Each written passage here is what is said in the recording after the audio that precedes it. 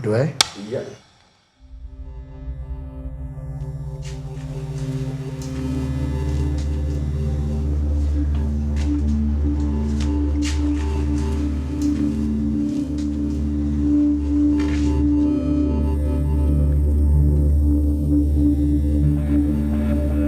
Seen one shot, one take one, soft sticks. When I was growing up in the 1950s in Kenya, I just had this sort of slightly true blue, effect that, basically the Brits did things the right way.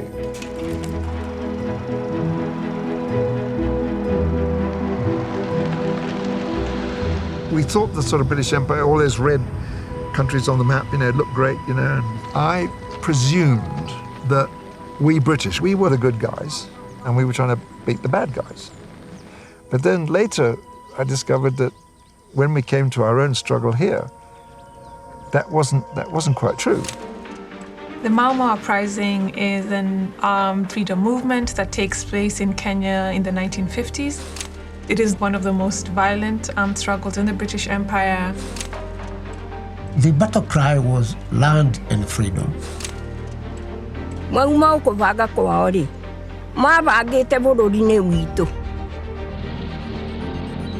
Both sides commit violent atrocities, but it's the colonial side that has often been ignored by historians. The British might say they don't do torture, but we, the Mau Mau people, have gone through their torture. For the first time, the release of new documents has given us a very much fuller account as to what had been done and why, and how the British had tried to justify it. And now, because of the new documentation, historians in Britain and in Kenya, they're investigating how the British atrocities were institutionalized and they were known from the top in London all the way down into Kenya. It really flips the script as to who is uncivilized.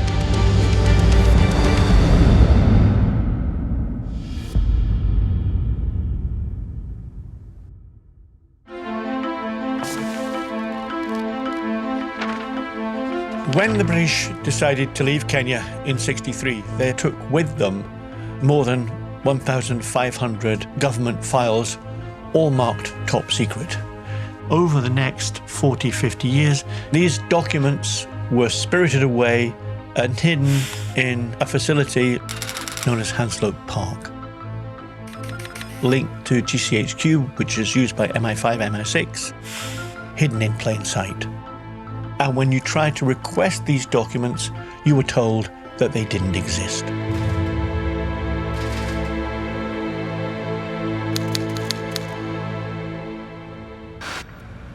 They are in their 70s and 80s now, but they travelled thousands of miles from their homes in rural Kenya.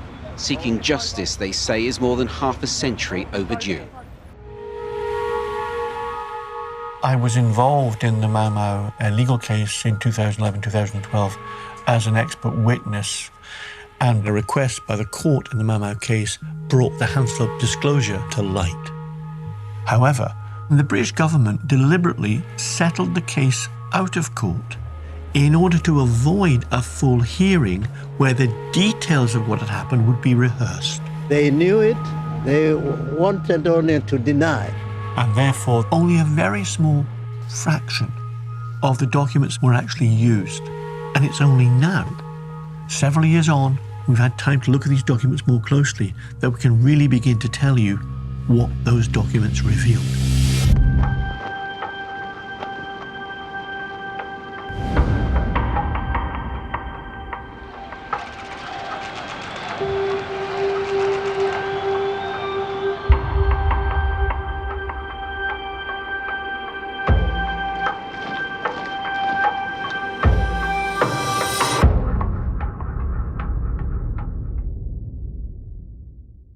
In 1952, Kenya was a colony of the British. It had been a colony since 1920 officially, sort of overseen by the Colonial Office in the UK.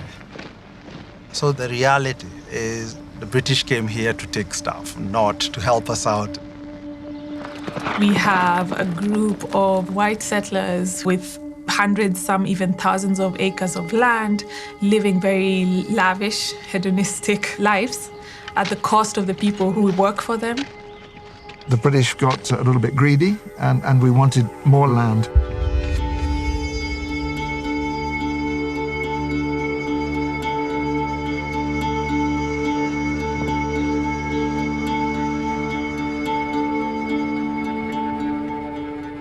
Do I? Yeah.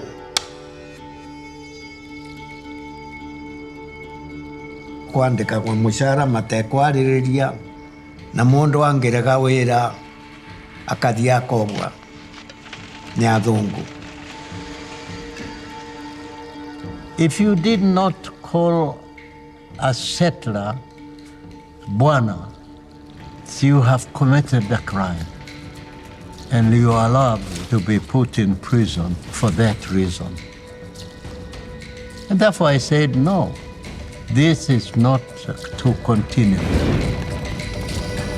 I must join those people who are fighting for liberation of our country. What you can not do peacefully, you can achieve through war.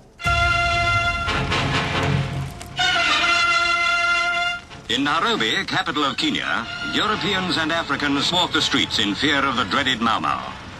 For it is that band of fanatics whose bloody deeds have cast a dark shadow across the face of Kenya.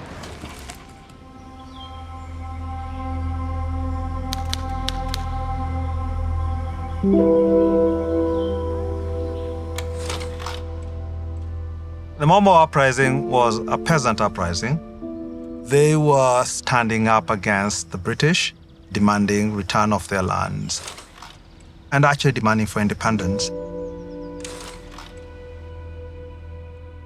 There was something like 25,000 fighters. They were mostly individuals who had been in some way disinherited or had their land dispossessed. They were the have-nots, if you will, of African society.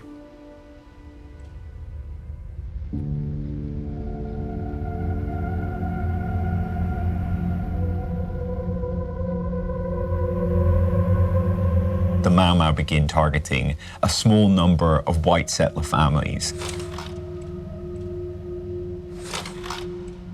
You had really gruesome cases of children being killed in their beds, women being raped and being murdered. But in the whole of that violence, only 32 white civilians were killed. But thousands of black Kenyans were killed by the Mau Mau.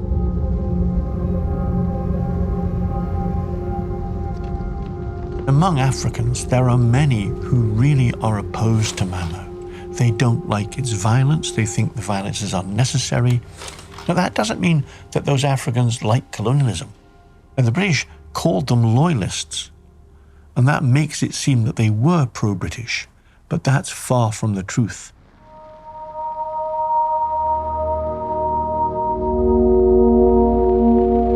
To deal with the Mau Mau, the British employed home guards, loyalists. They bribed them to carry out their job of beating the freedom fighters. So the Mau Mau, they begin assassinating these colonial collaborators, chiefs and headmen.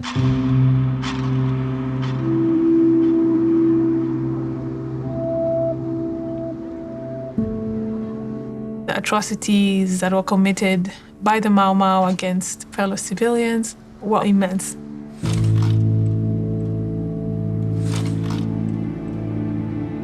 War is war.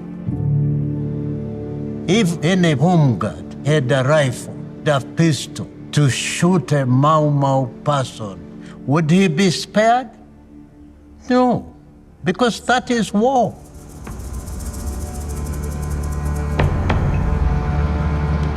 The British realise that the only way they can stop this, the only way they can preserve their rule in Kenya is by declaring this formal state of emergency in October 1952.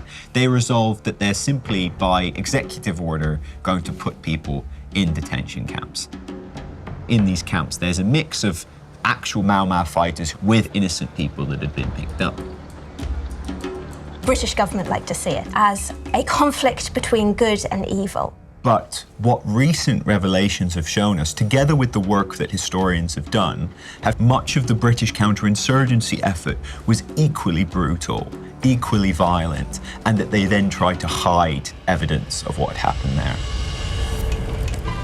Hour after hour, trucks and armored cars roll out with heavily armed troops. Every province is visited in an effort to stamp out the Mau Mau menace and restore peace to troubled Kenya colony. Propaganda was a very important tool within the Mau Mau struggle. And so the words that we see being used to describe the Mau Mau are terrorists, savage, maniacs, devils. The dehumanization of the enemy reaches the point that excessive violence becomes sort of tolerated. You're seeing members of regiments made up of Kenya settlers taking summary justice, executing prisoners. There were bounties of individual British soldiers for how many sort of Mau Mau guerrillas they could kill. But the early excessive behaviour by settlers and by the British Army gradually gives way to a more sinister and more worrying set of stories about wholesale torture going on in the context of what are known as Home Guard posts. And those armed African loyalists are staffed and led by European officers.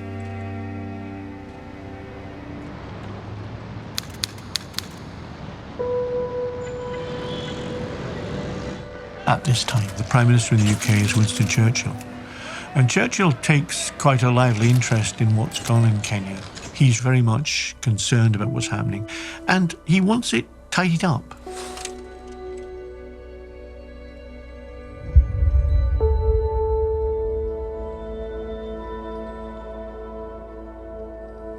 Well, Colonel Young's plane is waiting on the apron outside, and in a few moments' time, he'll be taking off for Kenya. It's not so very long, is it, since you came back from Malaya, Colonel? No, I came back on the 1st of May last. Arthur Young's dad was a builder, so he's coming from very humble origins compared to most of the colonial officials. He's viewed as someone who has a strong sense of what is proper and what is just, and that he can reorganise the force and to get them back within the rule of law. Well, how do you feel about going to Kenya? Well, I feel very enthusiastic now I know I have to go. When Young is appointed, I think he's very optimistic. He thinks he'll manage this. This is an interesting challenge. He's looking forward to it. But within 2 weeks of getting to Nairobi, he'll change his mind.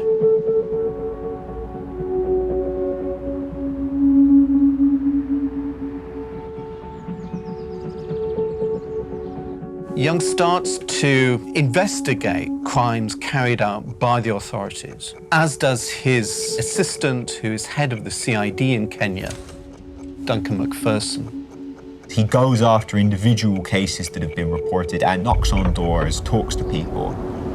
And between them, Young and McPherson start to uncover instances of major human rights abuses.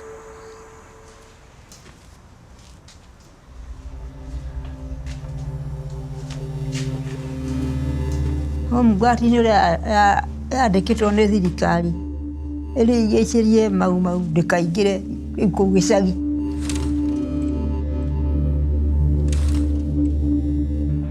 Ndarĩ o mũciĩ makĩngora ngora rĩu nĩ makũhũra na itende cia mũcinga. Ngĩmerania na mwanjĩra kũrĩa marĩ niĩ ndiũĩ. Ona kana no kũnjũraga mũnjũraga tondũ ndikĩũĩ. Agĩũka magĩgĩtigana naniĩ.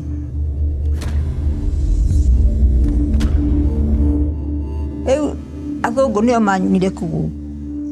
no kamatimu marĩ ũrwaru rũhonge-inĩ rũu rwa athũngũ. Ngĩkoma na niĩ, ona nginyagia ciana ciakwa, agĩkoma nacio, iria ndarĩ nacio.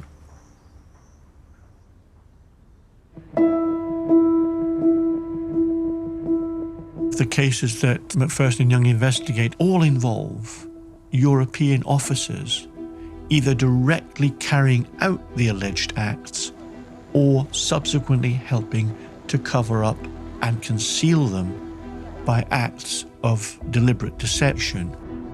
These cases are presented to the Ministry of Legal Affairs in Kenya, the Attorney General, but they then go into a preliminary investigation. So it's out of the hands of Young and McPherson. That's when suddenly they disappear. Suddenly there's not enough evidence. Suddenly the investigations don't proceed. Young begins to understand that this resistance is going on at the highest possible level. How was this happening?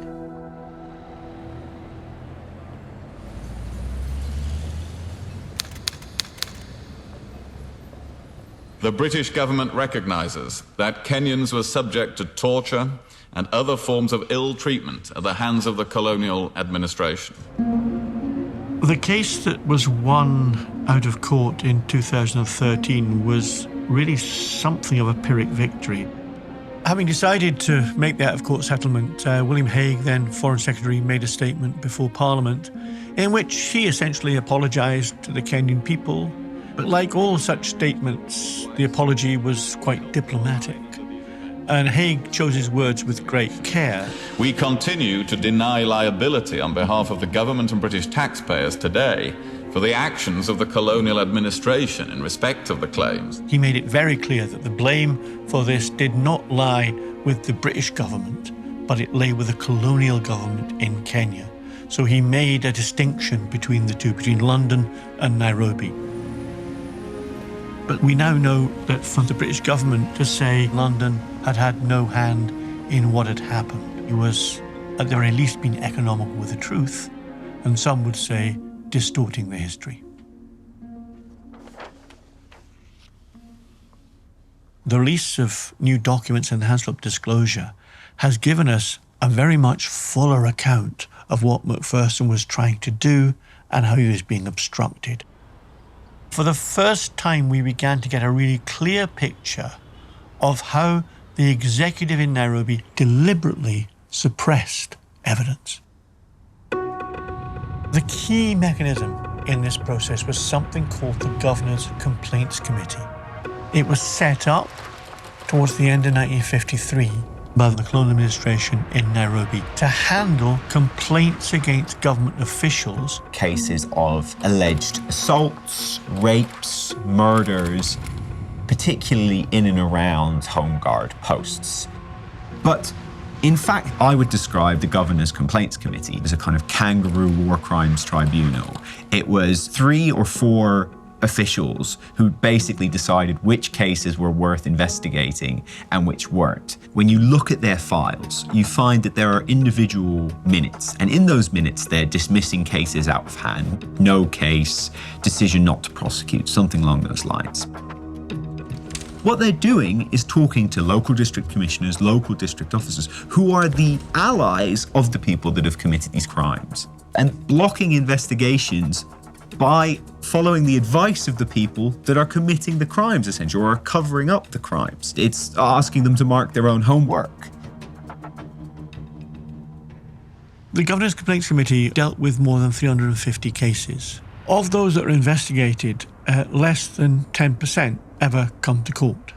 So at the end of the day, I think you'd come to the conclusion that the Governor's Complaints Committee successfully suppressed nearly 300 cases, if not more. What's particularly shocking about the Complaints Committee is that their minutes, the direct evidence that cases were being suppressed, were being sent all the way up the chain to the Governor, to the Colonial Secretary in London. The Colonial Secretary, Alan Lennox Boyd, he's fully informed, and for the first time we can show that from the documents we know were passing across his desk. And the Colonial Secretary reports to Cabinet So we have to assume the cabinet must know something. They can't know nothing.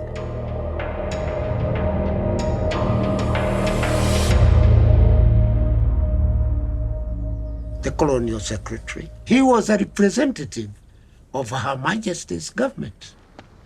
So I don't know how you separate British government from Kenya colonial government. They were one and the same. Therefore, denying that the British government is not responsible is hypocrisy. But that's not how Leonard Boyd sees it. If your forces, if your troops are accused of human rights abuses, that is in a sense something that is going to be weaponized by your enemies. It's going to get in the way of ultimate victory. And what matters is to win the war against Mau Mau. He doesn't see Kenyans as people who have rights that deserve to be protected, as people whose dignity needs to be reaffirmed. Young is frustrated that so many cases he's uncovered of major abuses of human rights have not been prosecuted.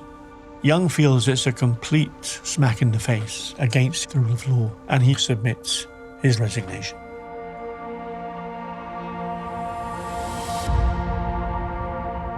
Arthur Young goes back to the UK, where with the colonial secretary, they craft a much more toned down press release.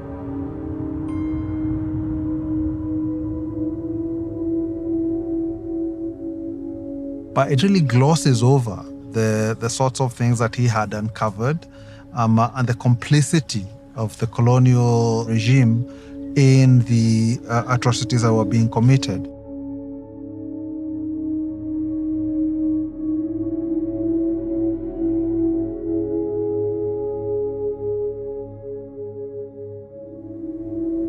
The release of new documents and Haslop disclosure was transformative, and it gave us really fresh insights on what had actually happened in Kenya. The resignation letter is extraordinarily powerful in that Young makes no bones at all about his concerns about the lack of the rule of law and interference by the executive in Nairobi.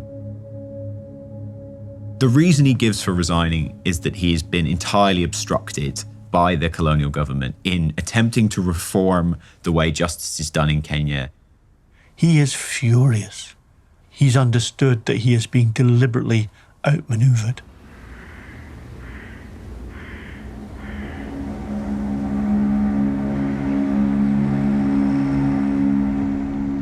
One of the key unintended consequences of Young's resignation is that it empowered those who wished to take a firmer line against Mau Mau. Tortures would now become run by the state in institutions in a controlled and measured way. This would be far, far worse than anything that had gone on before.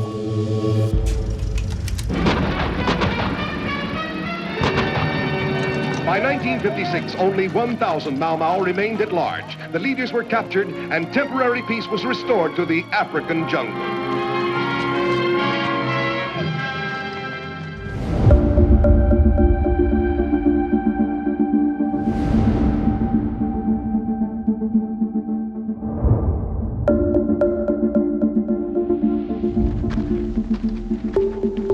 The problem that is faced by the colonial government is they have essentially, by this point, put tens of thousands of Kenyans in detention camps that are meant to hold people who are suspected of being in the Mau Mau and who have failed to renounce the oath of allegiance to the Mau Mau.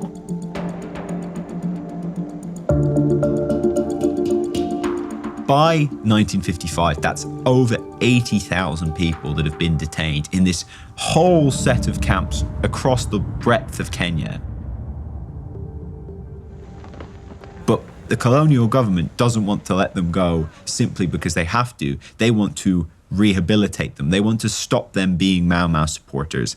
Mr. Breckenridge, what do you see as the main aim of your rehabilitation work? The main aim is to try and bring these rather fanatical people back to normal life, to clear the Mau Mau out of their system and bring them back to normal, decent, civilized people again. But in the detention camps, there's a large body of irreconcilable Mau Mau supporters who are not going to confess. They imprisoned me for 7 years. You must take an oath that you cannot surrender. Surrendering is out of question. Better die.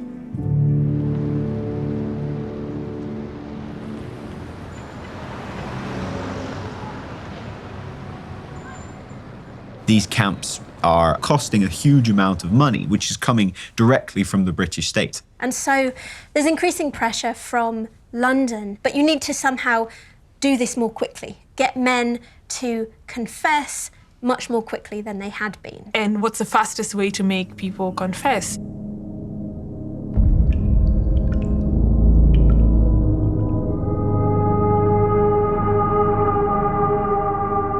They come up with the idea of what becomes known as the dilution technique, that was designed to separate hardcore Mau Mau into small groups, subject them to a massive degree of torture, and compel them individually to confess, and then use those who'd confessed to bring around those who were resisting.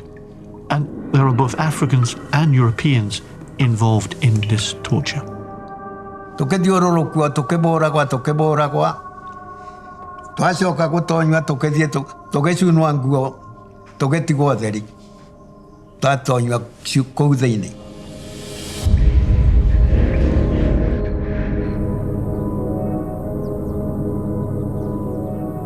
No ndoimamirio haha harĩa arĩa angĩ, nĩ ndahũrirwo wee, ngĩhũrwo mbara ya kũigana, ona rĩu mwĩrĩ wakwa ndũthiaga wega na nĩ mbara ĩyo kũhũrwo biũ. Ngĩtũrĩkangua maitho mĩgongo, ona kara gaka ndũkona nĩ gatinirwe.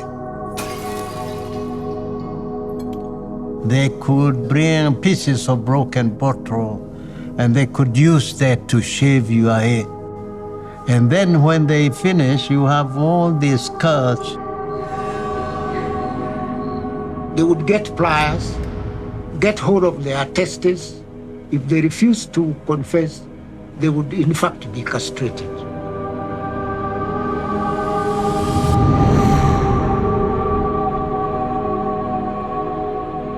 Acio mandĩkĩtwo rĩ, acio nĩ mbara mahũraga andũ, thigari iria ciarĩ kũu. Nake ndũĩ magĩtongoretio na mũthũngũ ũcio tika makĩte.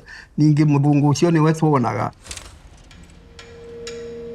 One of the figures that is central to the dilution technique and its execution on the ground is Terence Gavahan. He's a camp administrator, colonial administrator, that is responsible for one of the largest camps in Moya. I saw Terence Gavahan. He was very brutal officer.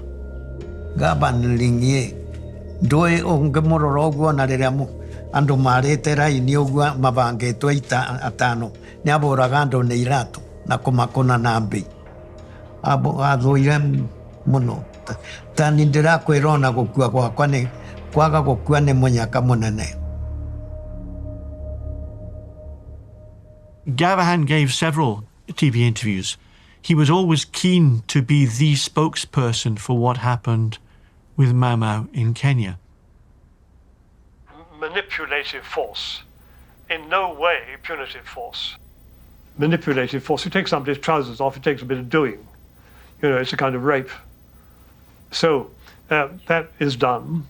And then if somebody howls, then it has to be maybe 10 minutes of enforcement. And what did that require? Well, what I've just described. What does it mean, enforcement, though? Well, enforcement, manhandled, so that a man who is standing up is down, that his head is on one while he's being shaved, that his trousers are pulled off, that he's put into trousers. And so... Were they ever knocked unconscious? No. Never.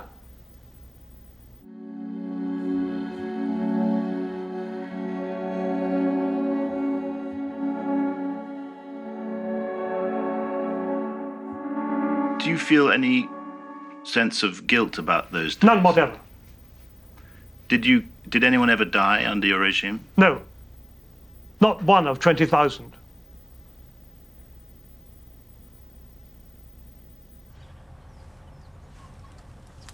Wow.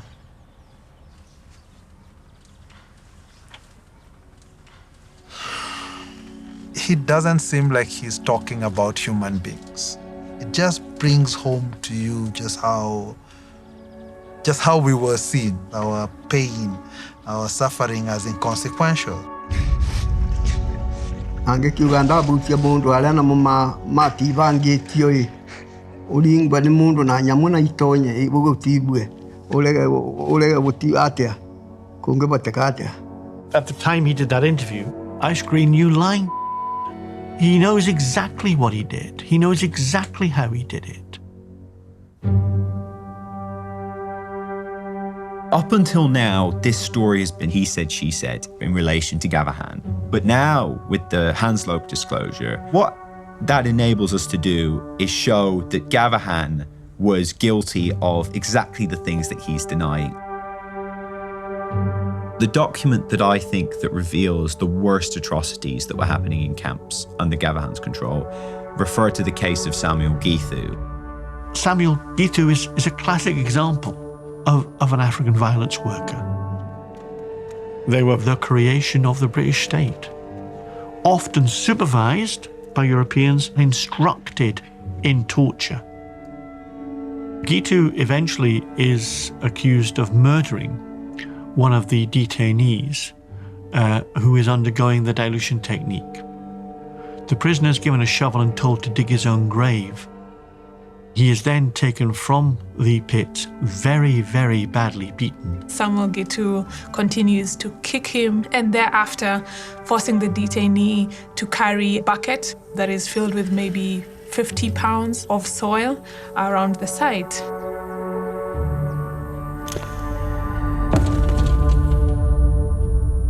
The detainee collapses and dies. So this is a case with which Samuel Gitu is tried for. One of the most striking things that we've revealed from the Hanslope disclosure is Gitu and Gavahan were quite close friends as well as being colleagues. And Gavahan actually writes several fairly lengthy letters about the Gitu case. He says, "My own experience in the Moya camps does not seem to differ widely. At any time, I could have been in exactly the same danger of prosecution as he has been." Gavahan is directly identifying himself with a man committing such horrific acts of torture. He concedes that he and his colleagues are doing exactly the same thing every day that Sam Gitu is being prosecuted for. Now, what is that if not an admission of guilt?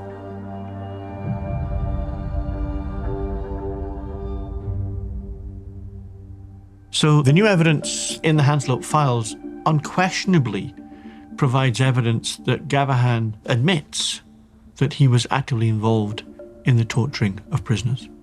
We could have confronted Gavahan with this evidence, but in 2001, we didn't have it. I think that the most shocking element of this story is that under the legal arrangements that are made during the emergency, the kind of violence that Gavahan is committing is justified, it's tolerated, it's legalized.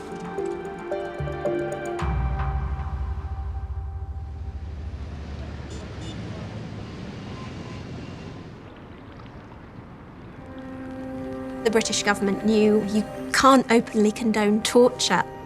And so there is an attempt to come up with a way to make this legal.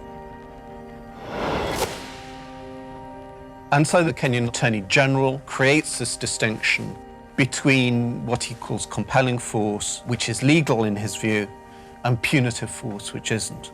But compelling force is very loosely defined.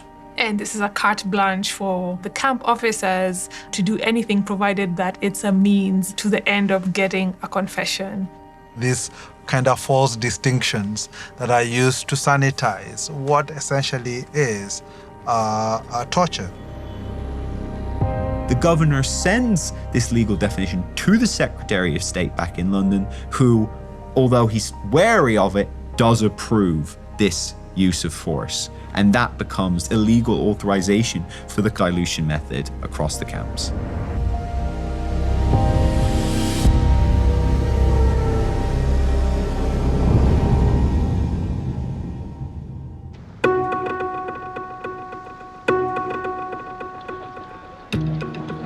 The definition of compelling force effectively means that there is systematic torture, a reign of terror in these camps. And the result of this is that by the middle of 1958, the remaining detention camps are an absolute powder keg. You get riots, you get hunger strikes. And what those in Kenya don't yet realise is that that explosion is going to affect more than Kenya. It's going to affect Britain's entire reputation as an imperial power.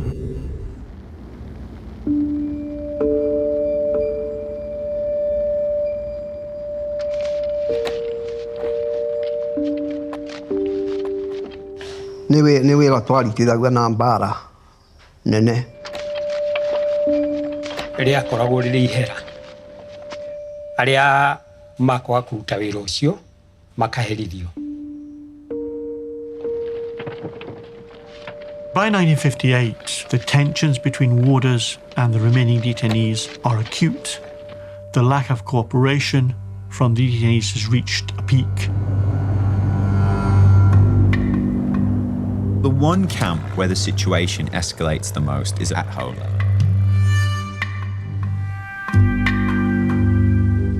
It is the apotheosis, the culmination of the violence that had been occurring in the camps before that.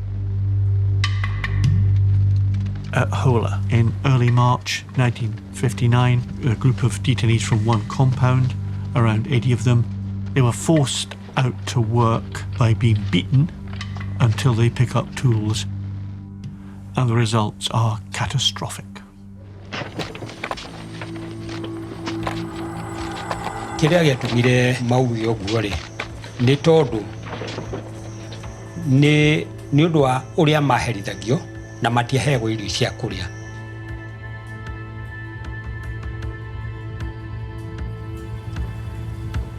When they down their tools and refused to work, a platoon of armed warders with riot shields and batons charge at the prisoners and beat them heavily.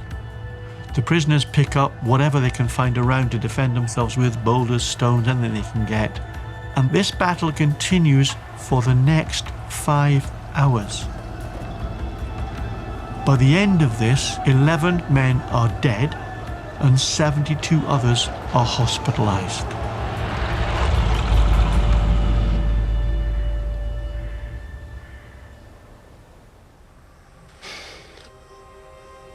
Fafa etagwo Migwi wa Ndegwa, arĩa marĩ 11 arĩa moragĩirwo Hora massacre.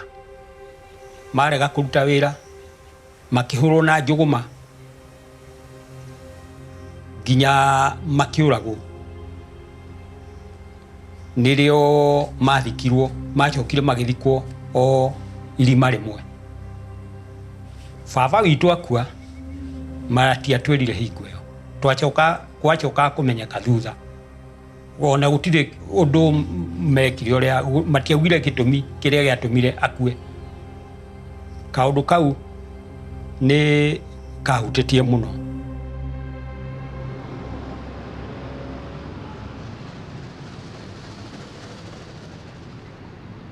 The reaction in Parliament is really explosive.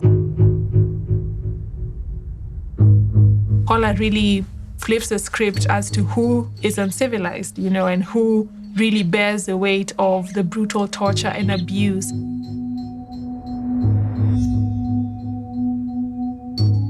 Harold Macmillan is Prime Minister, and as a result of this huge parliamentary pressure on the government, they have an inquiry into what has happened. The established narrative around Hola, quite simply, is that this was an aberration. This was an individual operation that went completely wrong.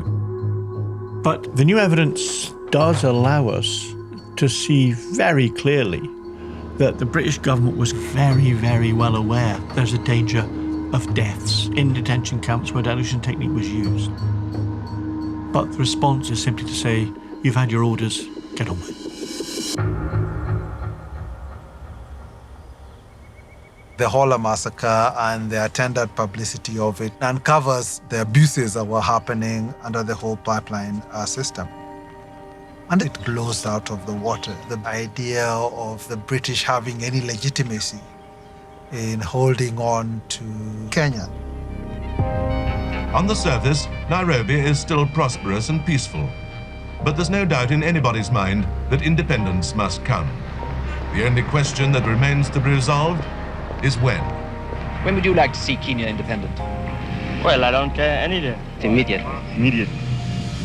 The British government just said, let's get out of here as quick as possible. So, I mean, Hola was, what, 59? And by 63, we were already independent.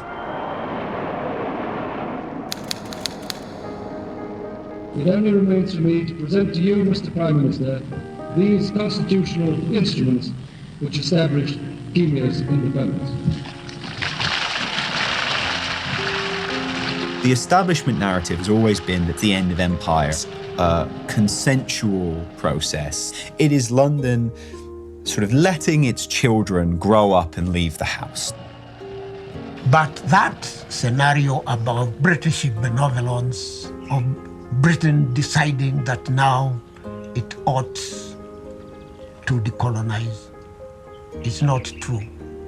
It was forced by circumstances. The reality is, this is something that the British have been dragged kicking and screaming at least over 15 years into accepting. And it's that violence, it's that rupture, it's that contested nature of it that is completely elided.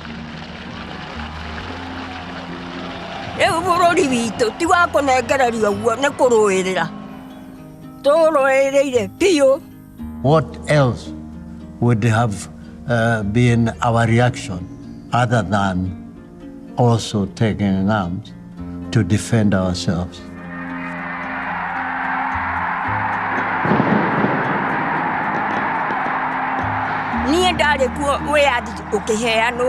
Ũngĩonire mũthũngũ bendera yake ĩkĩnyũrũrũkio ũguo rĩ, itũ yambatie ũguo rĩ, nĩaiguire cori mũthũngũ.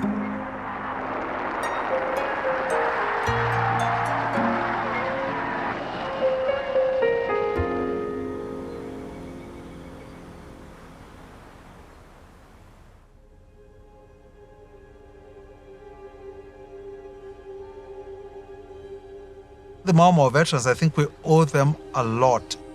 Without their courage, actually, in coming out and stating to the world what happened to them, we wouldn't know what we know today. And so for me, the responsibility is to bring a sense of humanity to people who never had a say in their humanity being taken away from them.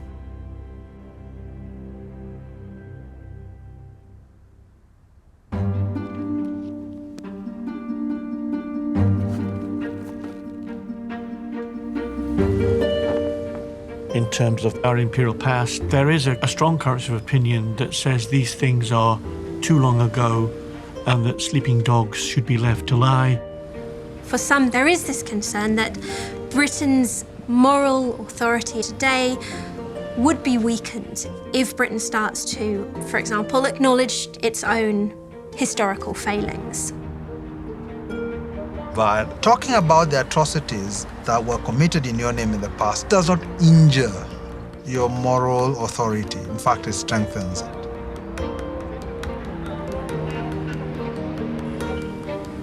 I am not trashing Britain's reputation wholesale. I'm actually very patriotic, but I am very offended by the fact that people who represent my country might think it's okay to torture someone. We need to be able to sort these things out, not to try and put it under the carpet, but to come out and confront it, learn from history. And so, probably the way forward is for the young people in Britain to learn about what their forefathers did in other parts of the world so as not to repeat the same. And let us be good friends, full stop.